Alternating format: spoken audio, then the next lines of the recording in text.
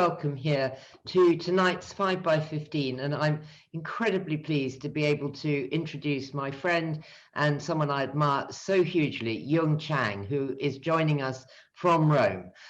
Jung, I'm sure, is familiar to all of you who have joined in. I hope she is. She is an author and a quite extraordinary storyteller as well as a historian. She first came to prominence with her amazing book, Wild Swans, which charted her life growing up through the Cultural Revolution. Jung became a barefoot doctor, a steel worker, even an electrician, before getting to Cambridge and actually becoming the first person in China, I think this is right, to ever gain a PhD. Wild Swans, by the way, went on to sell a staggering 13 million copies.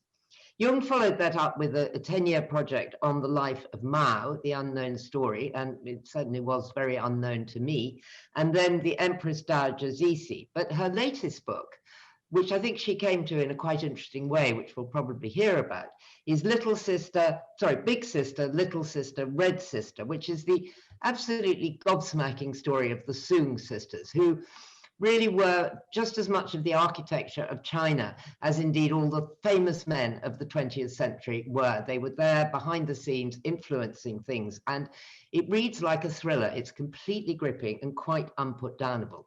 Now, this is Jung's debut appearance on Zoom, and I'm incredibly happy that she's chosen us to help launch her paperback edition of this book. Lots of you who have signed on tonight have already bought the book, and if you haven't, well, I urge you to do so because it's a quite amazing read. It really does fill you in with a lot of gaps. So tonight's a very simple format. I'm going to hand over to Jung in a minute, and she's going to talk and show you some extraordinary photographs for the next 25 minutes, and then she and I will talk, and then we'll bring in some of your questions. So please put them down in the Q&A box. And Jung is in Rome, as I said, and I'm incredibly happy to be introducing her tonight to all of you. So over to you, Jung.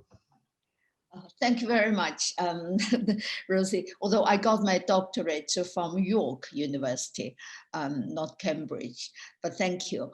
Now, thank you very much. I'm very pleased to talk today, but unfortunately I can't see you, but we'll all wait for the day when we can see each other.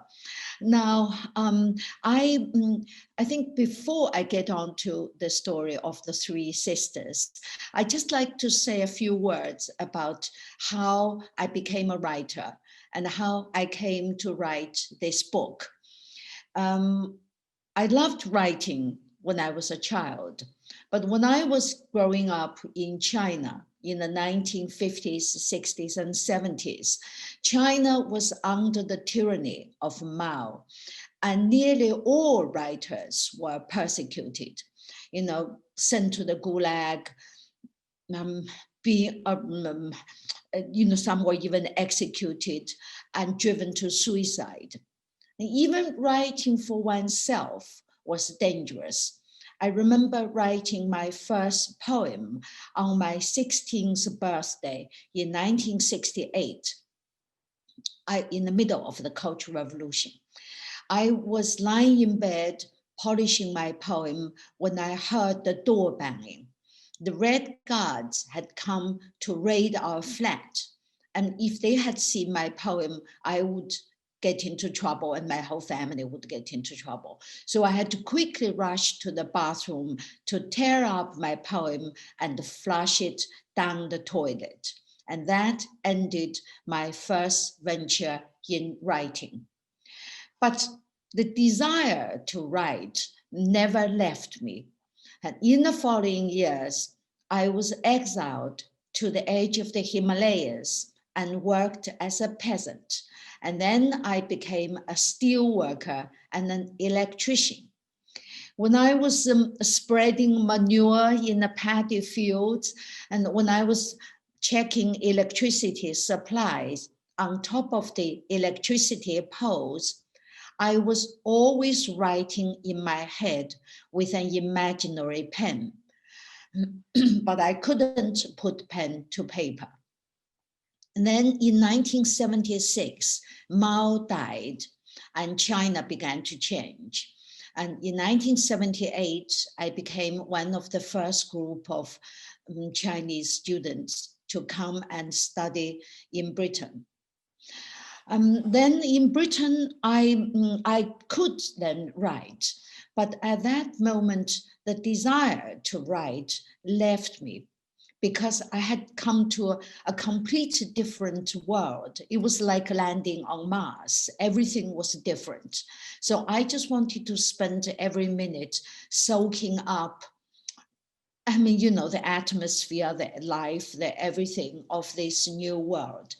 And to write for me was to look backward and inward into a past I wanted to forget all about. And so I didn't write. I just enjoyed life. You know, I must be the first Chinese to walk into an English pub, because when we came to Britain, we were given very strict rules.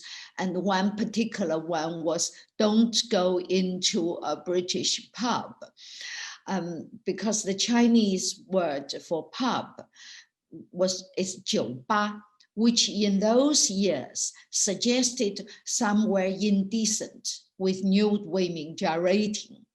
And so we were forbidden to go to the pub. But of course, I was torn with curiosity. And one day I sneaked out of the college. I darted across the road. I pushed the door of a pub open and I walked in, and of course I saw nothing of the kind. No nude women gyrating, only some older men sitting there drinking beer. Now I was rather disappointed. So I was enjoying life and I didn't want to write. You know, in the Cultural Revolution, my father died and my grandmother, my beloved grandmother, died, who had brought us up. And their death remained the most painful spot in my heart. So I didn't want to think about all this. And then 10 years after I came to Britain, my mother came to London to stay with me. And for the first time, she told me the stories of her life and the stories of my grandmother. And once my mother started, she couldn't stop. She stayed with me for 6 months and she talked every day. And when I was out working, she talked into a tape recorder. And when I was listening to my mother, and I kept saying to myself, I've got to write all this down. And then I realized that my mother seemed to know that I had cherished this unspoken dream of becoming a writer. She was helping me to fulfill this dream. So after my mother left, I sat down, I transcribed her tapes, and I started writing Wild Swans. After Wild Swans was published in 1991, and I became a writer. And I wrote my next book with my husband, John Halliday, a biography of Mao, and then I wrote a biography of Empress Dowager Cixi. And after the biography of Empress Dowager Cixi was published in 2013, I was thinking about my next book. There was a question that was constantly in my mind when I was writing the biography of the Empress Dowager. I wondered what happened.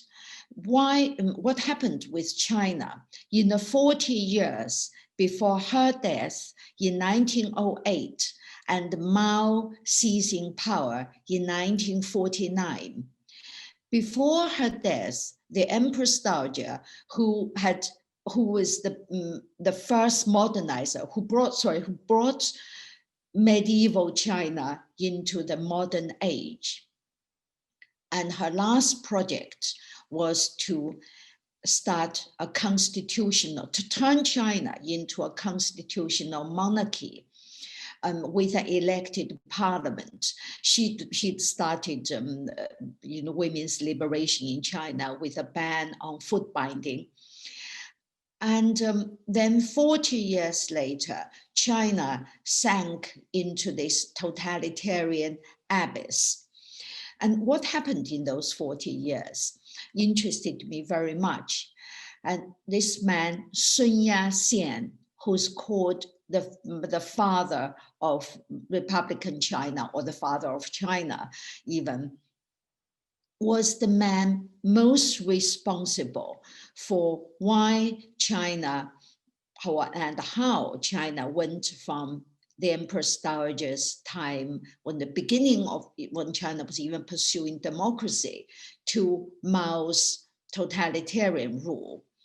And he was the man most responsible for this. So I thought I would write a biography of Sun Yat-sen. But after I'd done much research and collected many materials, then I got bored with Sun Yat-sen. I thought that here is another man, bit like Mao. All he wanted was power. And he pursued power in a single-minded way, and he had no other life. And I thought I didn't want to devote another book to him. And in the meantime, I realized I got fascinated with his wife, Red Sister Ling, and her sisters, big sister Ling and little sister Ling. And they seem to be really extraordinary people. And the three sisters and their husbands, Sun Yat-sen and Chiang Kai-shek, who was the ruler of China before Mao, their lives were the most interesting lives, and they both answered my questions of what happened in China in those 40 years, and much more, their personalities and so on. So that's how I decided to write the story of the three sisters. And now I just wanted to show you some pictures of the sisters.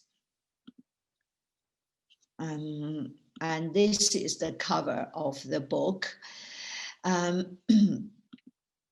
Now, big sister Ling on one side, red sister Ling on the other, with their mother, who came from the oldest Catholic or Christian families in China. And one of the districts in Shanghai is named after her family. And their father, Charlie Song, also had a very interesting experience or background. He went to America in the late 1870s, basically as a coolie, but then he escaped and ended up in the American South. And he became the first Chinese to be converted by the Southern Methodists. He was in America for 7 years, and then he went back to China to be a preacher and then a businessman.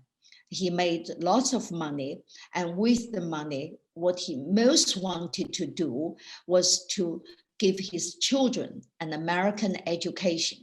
So he sent his 3 daughters as well as 3 sons to be educated in America. Ling, big sister, went to America in 1904 when she was 14.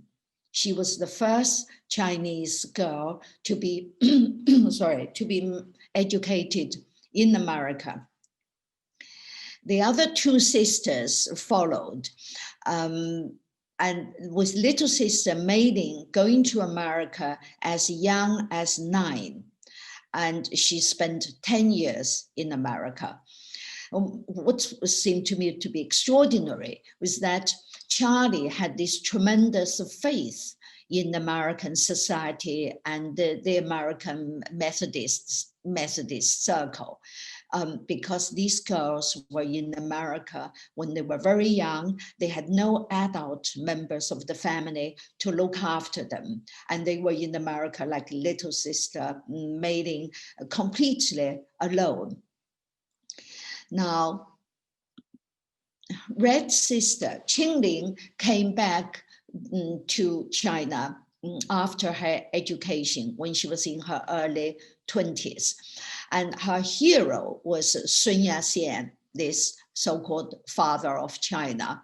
And she fell in love with him because Sun was the first man to advocate republicanism.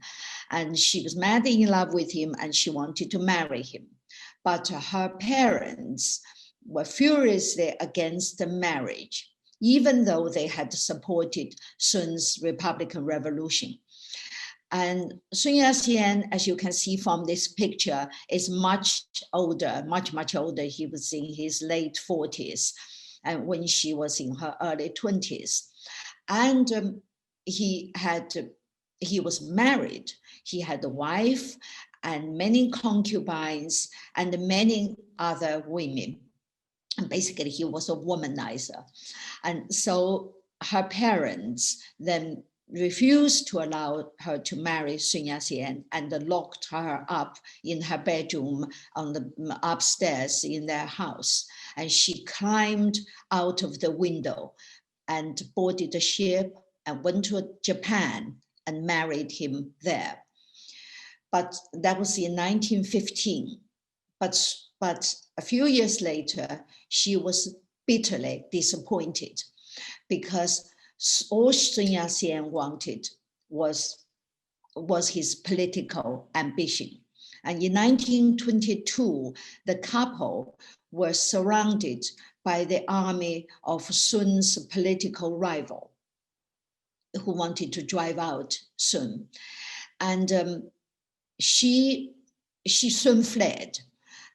Red sister Ling volunteered to stay behind to cover Sun Yat-sen's escape. But she didn't know that after her husband arrived in safety, he still didn't want her to leave. He wanted her to be there so the enemy would start a war. And so he had an excuse. He would have an excuse to fight back. And she nearly died. She escaped for 2 days and 2 nights when he didn't lift a finger to save her. And she suffered a miscarriage during her hellish flight. So she fell out of love after that. But then she decided that she didn't want to divorce him. And instead, she wanted to make deals with him. And the deal she most wanted was to emerge in public as a political figure in her own right. And this, which was unheard of in China in those years. And this was her appearing in public with her husband. I mean, you can see she was the only woman there, her husband behind the desk. And she was the first public figure, a woman as a public figure. And this was the opening ceremony of the Wangpo Military Academy. And Sun Yat-sen, next to on the other side of Sun Yat-sen was Chiang Kai-shek, the head of the military academy. Basically, Sun Yat-sen's ambition was to be the president of China. And in order to achieve this, he brought in the Russians, the Soviet Russians, to sponsor his war against the Beijing government, which was actually a democratically elected government. And sorry.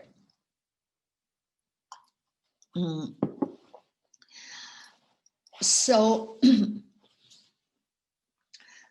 now, then he died before he achieved his goal. He died in 1925.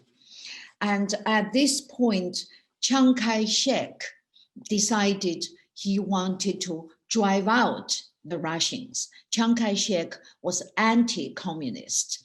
So he split from the Russians and drove out the Chinese communists. Now, this was just before Chiang Kai-shek made the move in 1927, when the three sisters were together for the last genuinely happy picture they took together. Ling, red sister in a dark Cheongshan, was a Leninist. She'd been converted by the Russians to be a Leninist. And the other two sisters were passionately against communism. And so when Chiang Kai-shek split from the communists, they were torn apart by the two antagonistic political camps. Little sister Mei Ling married Chiang Kai-shek in December 1927.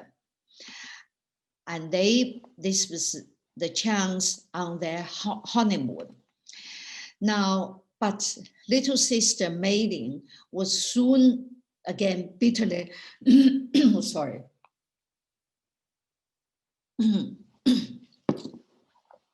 I haven't spoken like this for many months. This is now.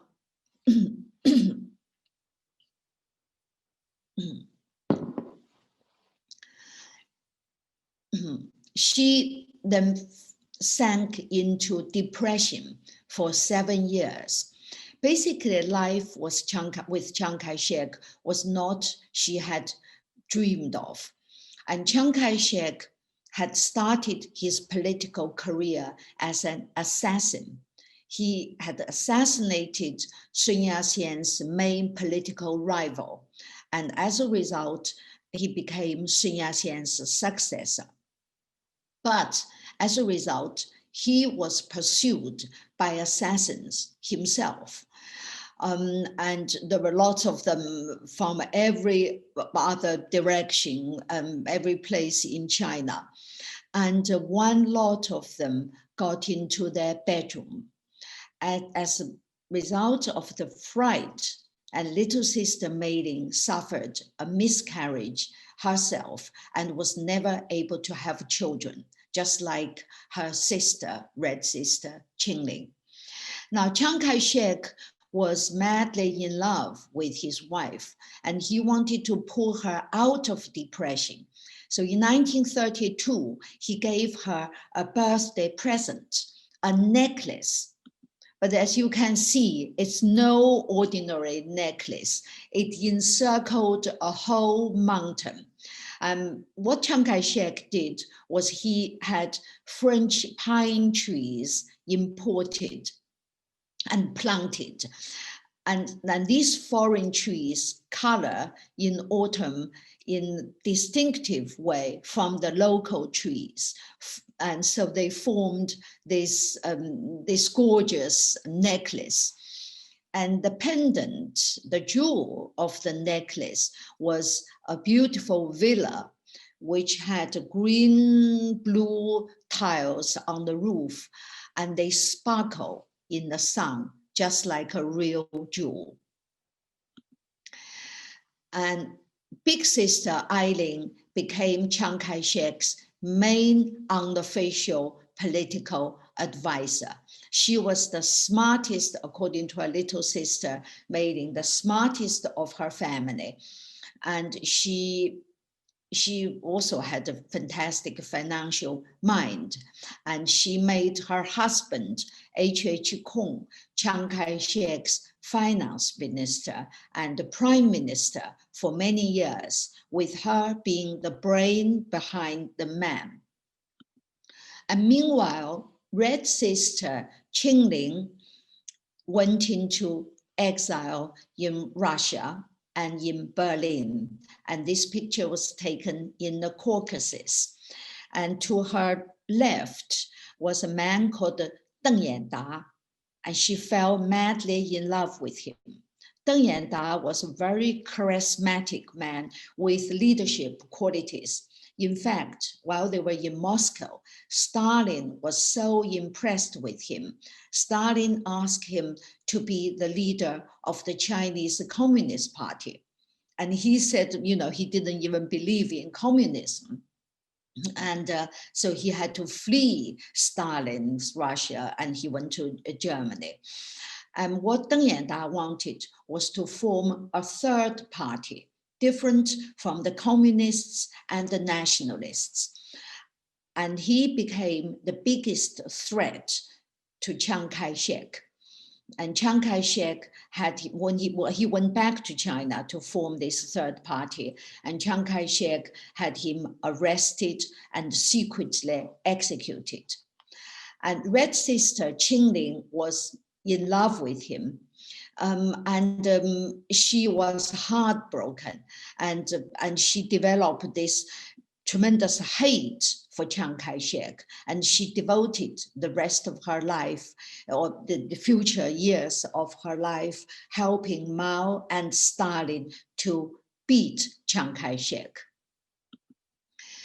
Now, little sister Mei Ling, as Madame Chiang Kai-shek, was China's first lady for 22 years, from 1928, when Chiang Kai-shek seized power, to 1949, when Mao drove them out of the mainland and Chiang Kai-shek went to Taiwan. This picture was in 1937, when the war with Japan broke out, and he's here visiting wounded soldiers. As a wartime first lady in China, from China, she made a triumphant visit to America. Here she is addressing Congress, and the standing ovation lasted many minutes. And here she is with a bouquet on her laps, and she was about to address a crowd of 30,000 at Hollywood Bowl. The man sitting next to her right, is David Kong, Big Sister Eiling's elder son. Big Sister Eiling was the only person of the three sisters who had children.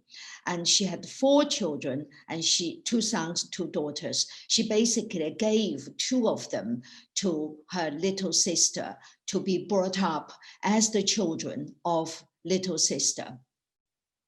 And so that's David. On the other side, to the other side, is Jeanette, Mei Ling's niece. I don't know that you can see her. Jeanette was gay, very unusual for those years. She didn't try to hide this fact. Instead, she flaunted it. She wore men's hairdo and men's clothes. So in America, President Roosevelt called her "my boy." And Mei Ling and Chiang Kai-shek were at Cairo conference with President Roosevelt and Prime Minister Winston Churchill. And the war created a united front. So the 3 politically divided sisters were back together. Now here they were all in Chongqing, China's wartime capital, with Chiang Kai-shek. But you can see Red Sister Ching stood apart from the others. And she also made sure she never smiled in Chiang Kai-shek's presence. Now there are the 3 brothers with their 3 wives. So we'll skip them for now. And this is Chiang Kai-shek's picture on Tiananmen Gate after the war with Japan ended. The Second World War ended. And Chiang Kai-shek's picture is where Mao's picture is today.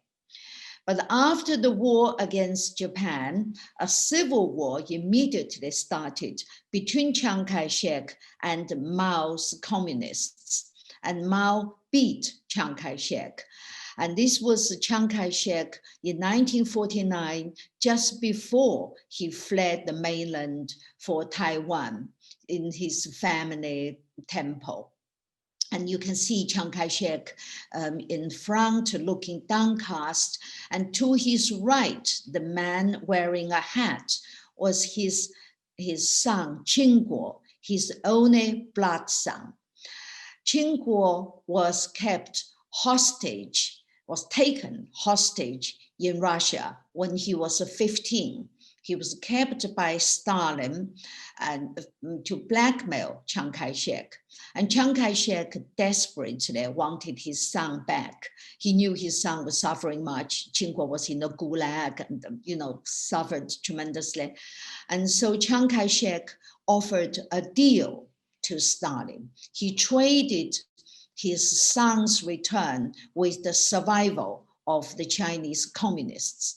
So at a time, when Chiang Kai-shek could have wiped out the communists in the 1930s, particularly on the Long March, he let them go.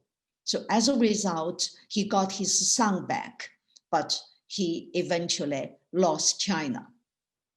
Now, after Chiang Kai-shek died in Taiwan in 1975, Ching became Chiang's successor.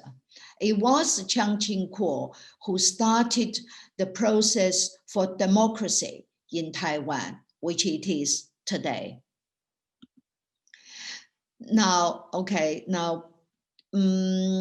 if I say to go back, at this point when Chiang Kai-shek was in mainland China, Mei Ling was not with her husband because she had always wanted to leave Chiang Kai-shek, and she stayed in New York and she didn't want to go to Taiwan. But of course, she was very torn because to abandon your husband when he was facing the biggest crisis in his life was bad form. And she also didn't want to lend a propaganda coup to the communists. So she was very torn, and she asked a big sister for advice. And big sister Eileen was a very devout Christian. And she asked her little sister to pray. And so Mei Ling prayed for months. And then one night, she felt she heard God speaking to her, asking her to go to Taiwan to join her husband. And so she went to Taiwan. And this was she and her husband eating actually under a portrait of her husband. Now, meanwhile, Red Sister Qing stayed in mainland China and rose to become Mao's vice chair. Here she was with Mao on Tiananmen Gate. And to her, she was the shorter woman, the taller woman was Princess Sihanouk, and Sihanouk's wife. And next to, on the right-hand side of Qing is Prime Minister Zhou Enlai. And next to Zhou Enlai is Deng Xiaoping, the post-Mao paramount leader. So you can see how important Red Sister Qing was in Red China. She collaborated with Mao through Mao's rule and in the Cultural Revolution, which she actually hated, but she didn't speak up. And Mao died in 1976, and this was Mao's memorial service, vast memorial service on Tiananmen Square. And she was the shortest woman supported by a member of her staff. You may notice the gaps in the lineup of the leaders. Well, they were the places for the Gang of Four, leading and with Mao's wife, Jiang Qing, as the leader. when the memorial service was held, the Gang of Four was very much in power. But by the time the picture was published, they had gone to prison. And so the editor, there was nothing the editor could do but to hastily erase their figures, leaving this conspicuous space.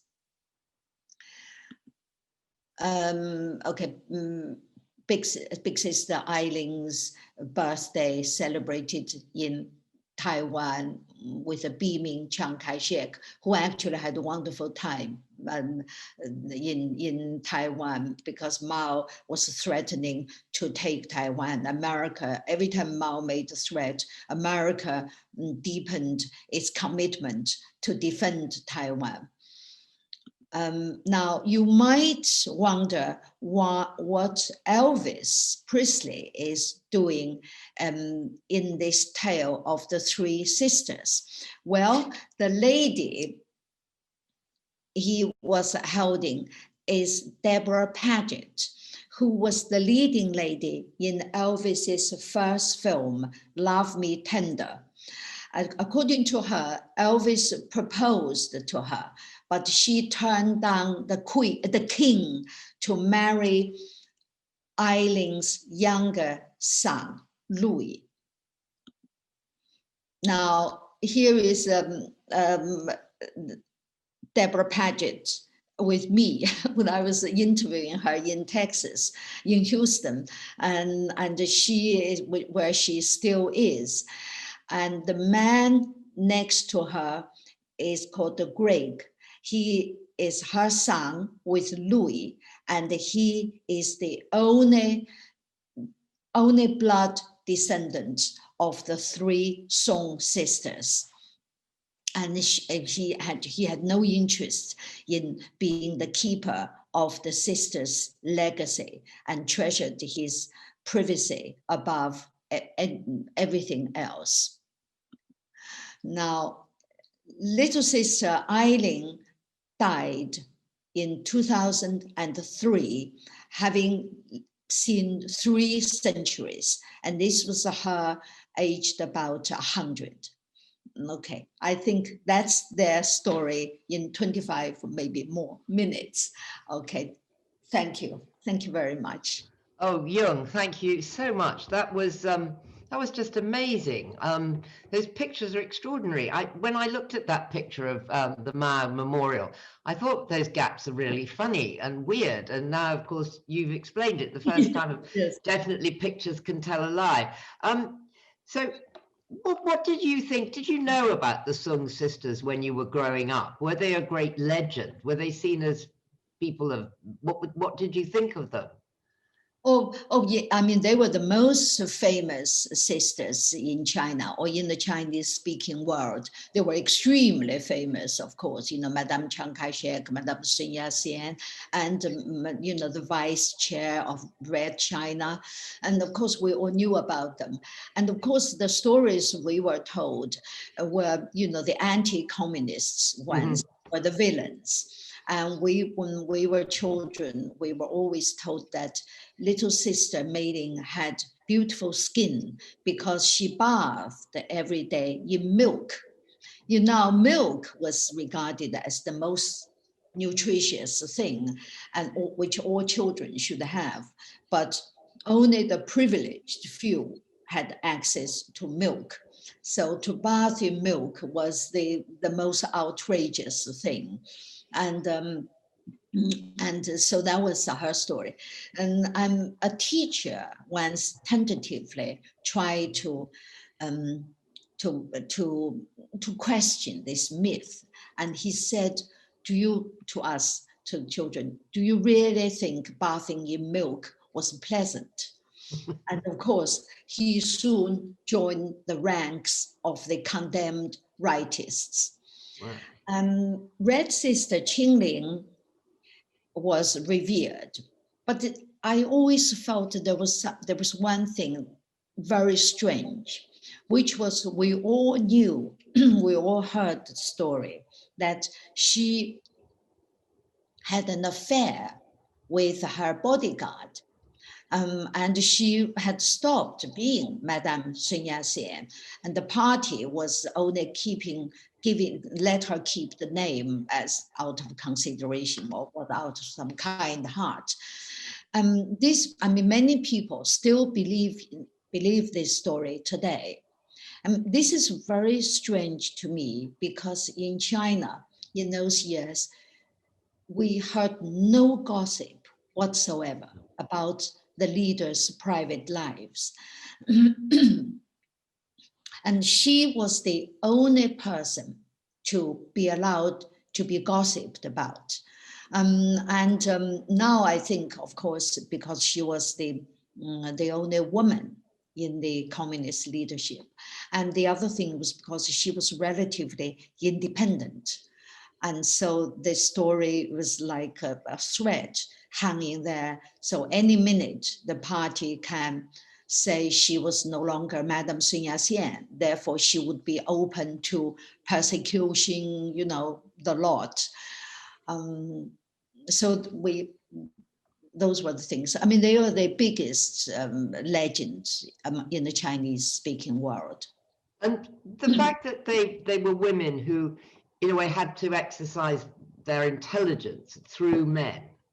There was presumably no other way in which they could exert the extraordinary power that they did manage to exert. You are absolutely right. That was the time. Big sister Ling was definitely more by consensus. She was much more intelligent than her husband, who was, Chiang Kai-shek's prime minister and finance minister for years and years, a job she could have had. And also she was definitely, I think, probably more smart than Chiang Kai-shek. Of course, she had flaws. She was very corrupt, hugely corrupt, made herself one of the richest women in China through corruption, insider knowledge or policies she made herself. But she was smarter than Chiang Kai-shek. So when the Civil War started after the Japanese surrender, although Chiang Kai-shek seemed still to be at the top of his power, he was hailed as this victor who beat Chiang Kai-shek. But in fact, America who beat Japan. And she believed that it was her doing, or it was his doing. I'm sorry. She believed that he was the hero who beat the Japanese, when in fact it was America. And so he was hugely in delusion. And big sister Ling never thought he could make it. He could beat Chiang Kai-shek. So both he and Chiang Kai-shek's wife lost faith in Chiang Kai-shek at the beginning even of the Civil War. So what is extraordinary about your book and the way that you write, and I mean, it's true about the Mao biography and obviously about Wild Swans, is that you bring in, the personal things that affect gigantic world politics, and none more so than the story about Chiang Kai-shek's son and the fact that he could not get him back, that he was a pawn, and that, you said it quite casually, he lost China because of it. Is that really true, that he could have at that point attacked Mao's troops and won? Yes. Mao's troops were tiny. They were in the thousands or maybe a few tens of thousands. They were tiny. And Chiang Kai-shek had built these fortresses. I mean, during the Long March. Even when John and I were writing a biography of Mao, we combed through the whole period. And we found that there were so many times that he really could have wiped out the Red Army, but he let them go. And of course, in the Russian archives, there were many documents like this, saying Chiang Kai-shek asked his son back. After each critical moment when he let the Red Army go, he would immediately after ask Moscow to release his son. Wow. That was the way he did the deal. and of course, Moscow every time pretended that his son didn't want to come back to China, which is totally untrue. Until the war against Japan started in 1937. During that period, just before, when the war was about to start. And Chiang Kai-shek gave the Red Army a terrific deal during the war. Basically, the Red Army didn't have to fight Japan on the front. I mean, they could do some guerrilla warfare behind Japanese lines. And they didn't have to take his orders and all that. So the communists were able to build up their strength behind the Japanese line and to develop to a position when they could beat Chiang Kai-shek. Chiang Kai-shek had many opponents, armed opponents, before the war against Japan started. I mean, quite a few of them could have replaced Chiang Kai-shek, right. But their armies were all placed under Chiang Kai-shek's command when the war started, and their armies were wiped out. And the only army other than Chiang Kai-shek's left was the Red Army. Right. And so Mao was able to use that army and Russian help to beat Chiang Kai-shek. Extraordinary story. So your books are still banned in China, is that correct? Yes, yes. So what would the current regime think about this book? What would be their view of the Sung sisters now? Oh, I mean, any book that doesn't toe a party line is banned, and the ban has become much harsher, much more vigorous in the recent years. I mean, now you could go to jail, you could be arrested for speaking, for saying things like I say in this book, and the thing I say about Mao. People have been sent to prison for saying much, much less. So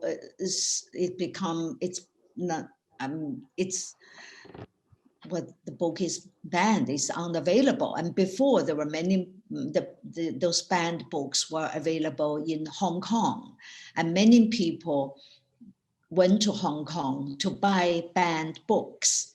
And now, of course, they all but totally disappeared. I mean, as we all know what happened in Hong Kong. And even before the current event, I mean, these Hong Kong booksellers had been arrested, kidnapped, and sent to prison in mainland China.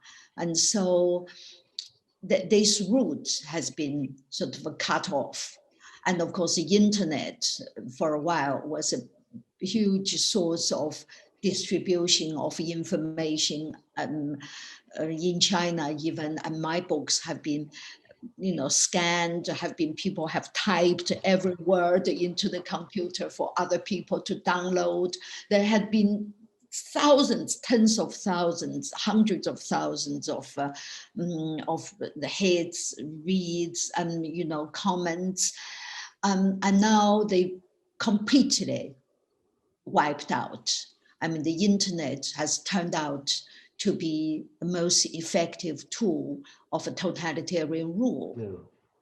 Oh, that's so scary. I'm going to bring in some questions from some of our audience questions, and do keep them coming. I mean, somebody has, in fact, Rhonda has emailed to say, I'm proud to say that I facilitated your coming to Hong Kong back in 1997, just after the handover to speak at the World Economic Development Congress, and share your story with our delegates. And Rhonda wants to know what your message to them would now be in these turbulent times, to people in Hong Kong particularly. Oh, well, I feel very much, humbled, that to say the least, because seeing how brave they were, and it was just, I'm hugely moved. I'm now writing from a safe distance in Britain, And I have been advised not to go to mainland China, not to go to Hong Kong, and so I'm safe. I think at least, I hope. But you know, all these millions of people in Hong Kong turning out, you know, it was just incredibly moving. You know, when I first went to Hong Kong in the 1980s, everybody said the Hong Kongers had no interest in politics. And indeed, when I met university professors and writers, they were talking about shares. You know, shareholding, which share is completely beyond me. I mean, now to make such that population, so, you know, I mean, in a way, political, and it was just such a huge transition, and I think I'm just full of admiration for them. Yeah, well, it's a really tough story. We've got a couple of questions about the children. I mean, saying that Gregory doesn't seem to have much interest in the Sung family. There's also a question about the Yolanda and Yong Yi, who were the semi-adopted children of Ling, who she obviously adored them. And Camilla Costa wants to know what happened to them, and she also wants to know if there's any legacy plans about the sisters. Like, will there be a museum? I suppose it would have to be in Taiwan if there was one, but well, I mean, it just start from their sisters. Well, I said Greg was not interested in being the keeper of the songs of the sisters. I mean, of course, he is interested in his family history and in the stories of the sisters. He just wanted to keep he didn't want any demand to put on him. He wanted to be, to lead his life. And looking after his mother was the center. I mean, he is still, he's not married. I mean, looking after his mother is the center of his life. Now, the other two women who were adopted by Red Sister Ling had very interesting stories themselves. Just one of them was their treatment when Red Sister Ling died. They were not allowed, or they are not sort of officially recognized. And this was only slightly to do with the fact that there was no formal procedure to adopt them. She just adopted them. They were the daughters of her favorite bodyguard, and who was the co-victim in this rumor about her affair. You know, and but I mean, she treated him really like her son. I mean, she was very broken by the fact that she could never have children again, because she adored children. She treated their father like her son. And then then these two daughters, and she brought them up because their own life was quite miserable, you know, in the famine and starvation and so on. So she brought them up and she doted on them. And she, instead of wanting them to call her grandmother, which was what other people asked the two girls to call her, she wanted them to call her mother. I mean, here was always this sort of void of wanting to be a mother, and they felt that. Now, when she died, the two girls and the Beijing made the big thing of inviting all Ling's relatives to come from overseas to China to pay her last respect. But they all responded with a resounding no, with a resounding silence, including, you know, little sister Mei Ling. So Beijing made a big deal about the family, but they didn't allow these two women to appear in public as her adopted daughter. And this was this was because these two daughters were not Songs. They had nothing to do with the Songs and Chiang Kai-shek and the whole lot. And Beijing made a big deal about Qing Ling's family because they want to use that to take Taiwan, to bring Taiwan under its fold. But the two sisters had no blood relationship with Chiang Kai-shek and Taiwan and whatever. So they were completely brushed aside as non-people. Anyway, so today I think one of them, Yolanda is the first kind of good time girl in China. When China, I don't want to go into the details, but she was really loving every minute of it with her, beautiful clothes. When China began to have these, going to restaurants and bars, whatever, using makeup and all that, and she was frowned upon.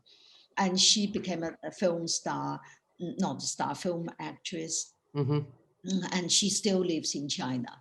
And the other sister, Yong Jie, was left China. She after Qing Ling's death, and completely unheard of.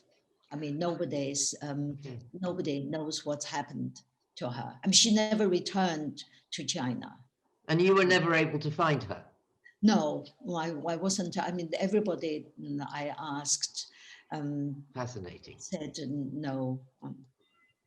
So we're coming towards the end of the time, but I've got one question, and it's a question I want to ask too, which is the father, Charlie Sung. Do you think, I mean, it was such an extraordinary thing to send your daughters off so far away at, one of them at the age of 9, to not see them for more or less 10 years. What do you think he wanted for them? Was he proud of them? He wanted them to, he wanted them to benefit from American education and American society, and to turn China into a country that is more like America. And the 7 years in America had made him really adore that country. And so he did see that if he educated his daughters like that, they might be able to have an influence on China. Yes, very much. They certainly did. Well, they certainly did. I think the big sister, Eiling's influence and Mei Ling's influence on Chiang Kai-shek was definitely noticeable. And they certainly made Chiang Kai-shek's rule more humane, better. He was a dictator, but he was not nearly as bad as Mao. And he was not as bad as he might have been without the sisters. They converted him. They converted him to Christianity. And that was very important. The Chiang Kai-shek became quite devout as well. To become a Christian and to want to be like America, to want to make friends with America. And those two are the biggest constraints on someone who could otherwise be a really awful dictator. And do you think that that's one of the biggest parts of their legacy, that they were able to make that part of the relationship happen? Yes, I think that's very important. In fact, that is so important. I think it is in a way relevant to how Taiwan could become a democracy after Chiang Kai-shek died. Qingguo, there was all this, and what Chiang Kai-shek was like, the fact that, as I said, he was Christian, but most importantly, he wanted to be friends with America. The ground was there, and that's all relevant to this only democracy among, in the Chinese-speaking world. So as the last question, Jung, because a lot of people have asked questions like this in various forms, in particular, Stephanie Williams, I mean, saying, with your perspective, how do you see the future of China now? Do you feel optimistic, pessimistic, worried? Well, the thing is, I'm now more hesitant than ever to predict the future, because I didn't foresee that China had turned to what it is today. Mm-hmm. I mean, I didn't think it would become what it is under Mr. Xi. I didn't foresee somebody like Mr. Xi to come to power. I mean, now China is at its most repressive since Mao's death after these decades, and it's sort of it's bent on beating American to be the dominant world power in a nasty way, in a communist way. So I didn't foresee that, and so I can't can't predict the future. But what I can see is China. There is a period of China which I'm glad to say I discovered writing this book, when China was a functioning democracy. Mm-hmm. This was between 1912, when the Republic was founded, to 1928, when Chiang Kai-shek seized the power using Soviet-built military machine. And in those 16 years, China had elections, Yeah. and the government were elected. There were functioning parliaments, and the independent legal system was in progress, and complete freedom of speech, press freedom. I mean, the giants of modern China in literature, arts, and many other areas were from this period. And this was the golden period of China. I mean, the economy was doing fantastically well. And so democracy worked in China. As we can see, democracy is working in Taiwan. So there is that. And then some people say somehow democracy doesn't suit China. I just don't believe that. But then I also have to say that after communist rule, Mao's rule, I think probably now it's even more difficult. It's more difficult to turn China into a democracy than 100 years ago. Goodness, that's not very cheery. Well, I mean, no, but I mean, I don't want to end in a pessimistic note. This is it's very realistic. Myself. I mean, I before not having foreseen what China would be like, would turn out. But I think, on the other hand, things with this kind of regimes, you never know what's happening behind the scenes, and you never know. I mean, the changes are all very sudden, and even great change. I mean, earth-shattering changes, and by the time they happened, we know they'd already happened. So I don't know. I don't know what's happening. I hope positive things are happening, and I hope the country would take a turn for the better. And I do hope, I do most fervently believe that democracy really works for China. As I see researching this book, I see this golden period,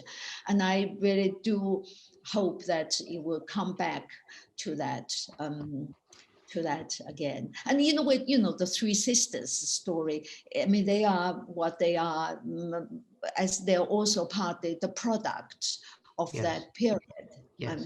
Even in the Cultural Revolution, even with her collaboration with Mao, and Red Sister had maintained a level of humanity, and a sense of repentance, a sense of guilt for what she was doing. and I'm not deviating from. No, but it's very interesting that, you know, that they couldn't have been what they are if they hadn't, in a way, been alive and coming of age in that particular period when it was okay for Charlie Soong to say, I'm going to educate my daughters in America. And boy, what an education they got.